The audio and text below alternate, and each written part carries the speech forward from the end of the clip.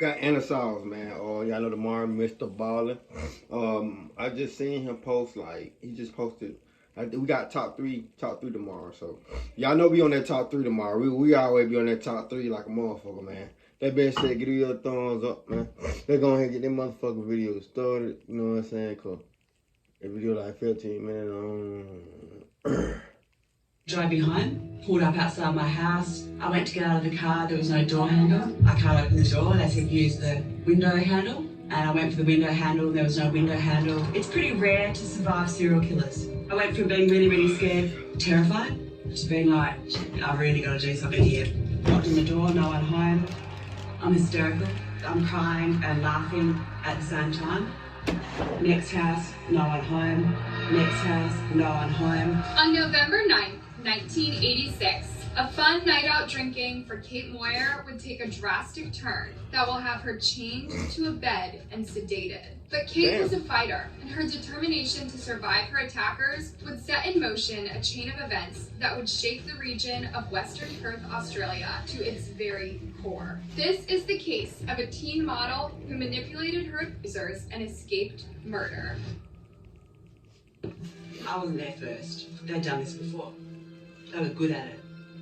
All I was thinking about was, well, that I was going to die, that I couldn't believe this had happened to me. Why'd I be so fucking stupid? November 9th, 1986 was a Sunday. A new work week was approaching, and Kate Moyer and her friends wanted to let loose. They decided to go to a concert in downtown Perth, and Kate's friends picked her up and they headed to the concert. Kate Moyer was a 17-year-old teenage model, and after a night of singing at the top of her lungs and drinking, she was totally intoxicated. Her friends offered to take her back home, but after a while of driving, Kate realized her home was too far away, and she offered to go the rest of the way on foot. It was a beautiful night and the stars were out. It would be an enjoyable walk home, plus it would give her the chance to walk off the alcohol in her system before getting home. So she hitchhiked along Stirling Highway in Western Perth, Australia. After a few minutes of walking, Kate noticed what looked to be a brand new car slowing down beside her. In the car was an innocent-looking couple, a skinny man and a small woman. The couple asked Kate if she wanted a ride home. Kate considered it for a minute. It was late at night, so she decided it would be safer to let this couple drive her home than attempt the rest of the way on foot.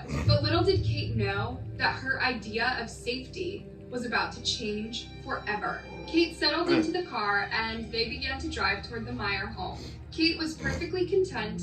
Unbeknownst to her, the innocent-looking couple were not innocent at all. They were about to unleash a world of horror on her, the likes of which even Hollywood couldn't dream up. As the car pulled over in front of her house, Kate attempted to get out. They drove me home. Pulled up outside my house. I went to get out of the car, there was no door handle. I can't open the door, they said use the window handle. And I went for the window handle and there was no window handle. At this point, the man pulled a knife out of his boot and held it to Kate's throat. A chill immediately went down her spine. She knew her fun night out was about to take a very dark turn. Damn. The next thing Kate felt was her head smashed into the back seat and a sharp pain down the middle of her brain. Even though she knew the atmosphere had changed and she was probably not going to survive, she still wanted to know exactly what was going to happen to her. I said, can I ask a question? And they said, what? And I said, are you going to kill me? The couple pulled over at the side of the road, tied Kate's hands together, wrapped a large blanket around her, and drove off. After a long drive, Kate felt the car slow down and park. They had arrived at the couple's home. Kate was carried out of the car and dragged inside. Once they got in, the woman freed Kate from her bonds and ordered her to take off her clothes. The man then put all of her clothes in a plastic bag and wrote her full name, age, and address on it. At this point, Kate knew this was no ordinary kidnapping. Something much more sinister was about to happen. I wasn't there first. They'd done this before. They were good at it. All I was thinking about was, well, that I was going to die, that I couldn't believe this had happened to me. Welcome to Bigo, where connections come alive. I was just for the talk too. Anytime, anywhere. I'm gonna say, why the fuck? She really should just caught that ride. I ain't gonna count. The first ride. Me? Why'd I be so fucking It's kind of crazy for her and I ain't do that. She should have stayed with that first ride. After Kate's clothing was properly cataloged, something very weird happened. The couple put on the 1982 Rambo movie, and as the movie played in the background, the couple held a knife to Kate's throat and started asking her questions about her life. As weird as it was to Kate, she quickly realized their intention. They wanted to know about her family so they could note down a list of people who could potentially come for her. Kate told them everything they wanted to know. She hoped that if she got them talking long enough, she could be lucky enough to delay whatever horror they had planned for her. But unfortunately for Kate, luck was far from her that fateful night. I would have been talking to them for 2 hours before the first rape, and that was just all about mental talk. He made me dance in front of him to Romeo and Juliet. After the first ordeal, Kate thought it was over, but she soon found out the couple had more horrific plans in store for her. She sat on a chair at the end of the bed and watched. They've put 4 chains on the posts of a single bed. They chain my left ankle to the left post, my right ankle to the right post, my left hand to the left, my right to the right. Rack me again. I cry throughout this one. After Kate was violated by the couple for a second time, the man handcuffed Kate's legs to his and gave her a couple of sleeping pills, telling her to take them and go to sleep. But Kate had a sinking feeling that if she closed her eyes, she would never Take them and go to sleep. It's crazy. I don't care. wake up. And she was not about to give in easily. She was determined to survive this ordeal or die trying. I put them in my mouth under my tongue. I then take the sleeping pills out of my mouth, hide them under the mattress. Kate lay awake the entire night, terrified to death, but determined to live. So she started plotting her escape. She knew she didn't have long. She overheard the woman calling the names of other girls, making fun of the way they died. Kate knew it was only a matter of time before it was her That's turn. crazy. Kate swore to herself that even if she died, she would find a way to get them from the grave. She plotted the different ways she could get back at the couple that stole her freedom, even in death.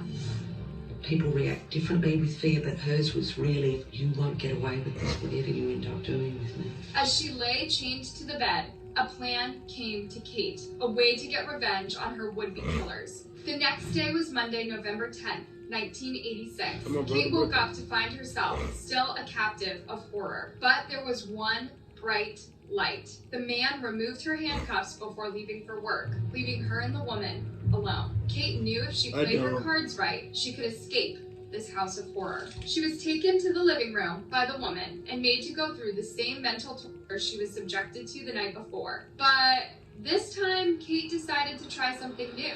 She started talking to the woman, hoping to gain her trust enough to let her guard down. It worked. But every time the woman took her eyes off Kate for a second, Kate went to work, leaving parts of herself around the house, so that if the couple was eventually caught, the authorities would know she was their victim, and her parents would know she didn't run away from home. You see, Kate had been forced to call her parents and tell them that she was taking some time away from everyone. She didn't want what she said on that phone call to be the last things her parents knew about her.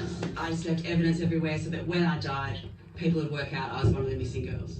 I hid my lipstick in a beanbag They're good. and a pack of cigarettes through in the roof by standing on the back of the couch, so my parents would know I hadn't run away from home. The entire time, Kate was leaving evidence of her presence all over the house. She was also biding her time, waiting for the perfect moment to escape. It turns out luck was on Kate's side that day, because that moment came. A knock on the door forced the woman to lock Kate in a room, but in her rush to hide Kate away, she forgot to chain her to the bed. I was very compliant, I was very nice. I managed to become friends with her enough. She told me to go to the room, shut up and not say a word, or she'd kill me. The room Kate was locked in had a door and one small window, but Kate was resourceful. She had to figure something out soon or die. Had to figure something out. I went from being really, really scared, terrified, to being like, I've really got to do something here. Kate knew this was her time to escape. This was a rare opportunity she would never get again. She got to work trying to force the window open, and as luck would have it, the window opened. She jumped out of the window and landed head first on the hard ground. She felt a sharp pain in her head, her second since encountering the terrifying couple. But she didn't have time to dwell on the pain. She got up, disoriented and determined. She started running as fast as her legs could carry her. She went from house to house, half naked, covered in bruises, tears streaming down her face, terrified that her captor was on her heel. She never stopped to look back. Knocked on the door, no one home. I'm hysterical.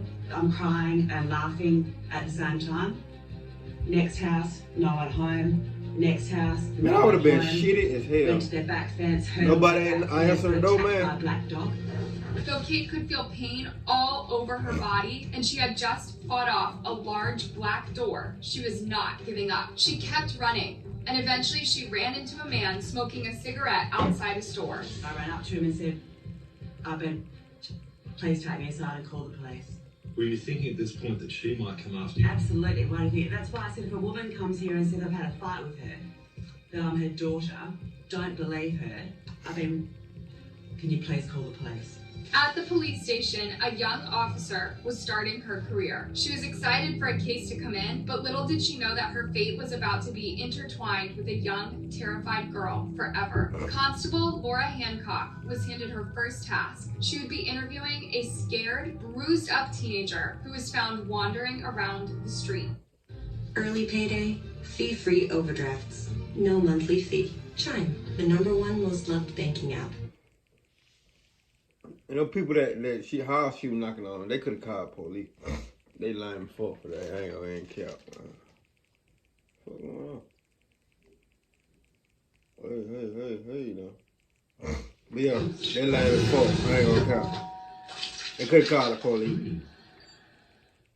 When Kate was brought, that was my first panic, because this is going to be the first statement I've ever taken as a police officer, per se. Constable Hancock could see this was a terrified girl, but Kate was frantic, refusing to talk, and insisting they needed to go and arrest her kidnappers. She told them she thought they were serial killers and they had hurt other girls. She believed that there'd been others and that they had died, and she was going to die. Had she not escaped, she was going to die. She was very emphatic with that. Constable Hancock was able to calm Kate down, and that's when Kate told her everything. All of the great details of her capture and what she believed they had done to other girls before her. Although Constable Hancock believed every detail Kate told her, her superiors were not buying it. I'll never forget those words. As is verbatim, I have lived those words for 30 years. I was told that it was a bizarre story and to stitch her up for a false report. Hancock had her orders from her superiors, False but report. her gut told her otherwise. She couldn't shake off the feeling that Kate was telling the truth. The way she told the story, she couldn't have made it up. The focus was, this is who they are, go get them. Listen to me. Yeah, I better tell where they go. Here's my story. This is why, this is how, this is who. Go get them. Just a month before the brutal kidnapping of Kate Moyer, a series of bizarre kidnappings had happened in downtown Perth. The detective in charge was Detective Paul Ferguson, and he had a feeling they were all connected. The MOs had all been the same. All 4 women that were kidnapped, Mary Nielsen, Sue Candy, Noveen Patterson, and Denise Brown, had disappeared within weeks of each other. And all 4 of them called home after they supposedly disappeared to say they were okay and just needed a break. Detective Ferguson was reaching a breaking point. None of these women had been found. And what's worse, his superiors were breathing down his neck, telling him to drop the case because the women had called home. But Ferguson couldn't drop the case. He had a feeling something terrible was happening to these women, and he desperately needed to find out what. But Ferguson was about to catch a break in the case. A witness who last saw Denise Brown would lead him right to Kate Moyer. We showed a photo to a lady across the road from where this victim number 4 had been sighted. She identified her as having been there catching a bus at the Fremantle. Ferguson had a lead, Fremantle. He quickly called the local police station at Fremantle, gave them the details of the cases he'd been working on, and told them he'd be there soon to investigate further. Fremantle detectives quickly made the connection between Kate Moyer's story and the Ferguson's victims' pattern of behaviour. I got a call over the radio from Chris Cassidy, who was another sergeant down at Fremantle at the time, to say that they were speaking to a young lady, and it could be connected to the Denise Brown file, and that I should come and speak with her. When Ferguson arrived and started speaking with Kate, he knew she was connected to Denise Brown. She told them the name of her kidnappers were David and Catherine Bierney, a couple living in the Palmyra suburbs. She went ahead to describe their house and everything else about her kidnapping. At the time, neither Kate nor the officers knew the true horror David and Catherine Bierney had committed, but they would soon find out. We were sitting in the lounge room together, Catherine and I, and Monday's paper was there, and there was a picture of Denise Brown's head And Catherine started laughing, and I said, what's funny? And she said, you think a big girl like that could look after herself? And you couldn't tell from the photo that she was a big girl. So I knew for a fact that they'd killed Denise Brown. By the end of Kate's story, Detective Ferguson was satisfied that he had heard enough to make an arrest. Kate led the officers to the Bierney house, and while no one was home, they did find a neighbor who told them she had seen Kate jump out of the window of the house. That information was enough to get a warrant to search the property. Once they did... Why you didn't call the police? Why you didn't call the police? That's what I'm The officers broke down the door and forced their way in. They found all the evidence Kate had left behind, and as they were searching the house, Catherine Bierney returned. They immediately placed her under arrest and went into David's workplace to arrest him. The couple was placed in separate police stations, unable to see each other. David broke first, telling the police that they had murdered 4 women. Once she was confronted with her husband's statement, Catherine also broke. The couple led the police to the place where they had buried their victims. A month after their arrest, David and Catherine were sentenced to life without parole. Kate Moyer's determination to live had not only saved her life, but the lives of potential victims of the Morehouse House of Horrors. Hey, thanks for watching. Yeah, that was a crazy ass story. Back in the day, I think about it, back in the day, they could have got away with shit like that. You know what I'm saying? Back in the day, it was crazy. Everybody trusted everybody. Now, everybody got GPSs on them and all that shit. Kind of hard to kidnap somebody. People can get kidnapped still, though, saying. Females, don't trust everybody. Can't trust everybody. Males too, can't trust everybody. That being said, give me a thumbs up, subscribe, roll to 5K. We almost at 5K. Give me a thumbs up. Make sure y'all hit that subscribe button. Let's ride, nigga.